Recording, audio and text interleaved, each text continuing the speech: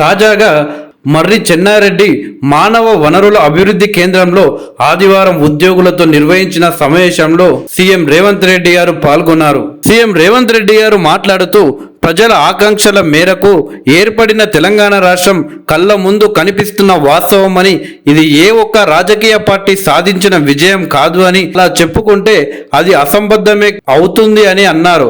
రక్తం చిందించకుండా తెలంగాణ సాధించామని కేసీఆర్ పచ్చి అబద్ధాలు మాట్లాడుతున్నారని, ఆయన కుటుంబంలో ఎవరి రక్తం చిందలేదేమో కానీ కానిస్టేబుల్ కిష్టయ్య, శ్రీకాంతాచారి లాంటి అనేక మంది విద్యార్థులు రక్తాన్ని చిందించారని పేర్కొన్నారు. తెలంగాణ బాపు సిద్ధాంతకర్త ప్రొఫెసర్ జయశంకర్ మాత్రమేనని సీఎం రేవంత్ రెడ్డి స్పష్టం చేశారు. తెలంగాణ ఆత్మను గౌరవించకపోతే సమాజం మనల్ని క్షమించదు అని సీఎం రేవంత్ రెడ్డి గారు అన్నారు. అలాగే పదే పదే ఈ ప్రభుత్వం ఎక్కువ రోజులు నిలబడదు అని బీఆర్ఎస్ అలాగే బీజేపీ పార్టీ నాయకులు అంటున్న మాటలకు CM Revanth Reddy strong counter ఇచ్చారు. ప్రజలు ఎన్నుకున్న ప్రభుత్వాన్ని ప్రశ్నార్థకం చేయడం తమాషానా అని ప్రశ్నించారు.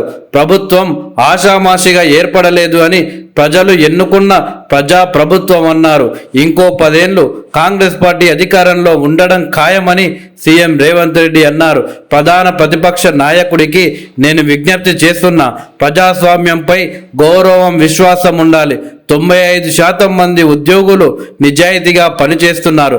సంఘాలపై కక్షగట్టి వాటిని రద్దు చేస్తే ప్రజలు కేసీఆర్ ప్రభుత్వాన్ని రద్దు చేశారు అని సీఎం రేవంత్ రెడ్డి అన్నారు.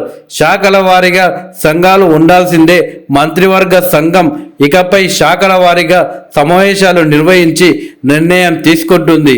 సంఘాలతో చర్చించకుండా నిర్ణయాలు జరగవని సీఎం రేవంత్ రెడ్డి అన్నారు. అయితే ప్రొఫెసర్ కోదండరామ్ గారి ఎమ్మెల్సీ విషయంలో హైకోర్టు తీర్పు తర్వాత మొదటిసారి సీఎం రేవంత్ రెడ్డి స్పందించారు. నామినేటెడ్ కోటా కింద ప్రొఫెసర్ కోదండరామ్ను శాసన మండలికి పంపిస్తామని సీఎం రేవంత్ రెడ్డి స్పష్టం చేశారు.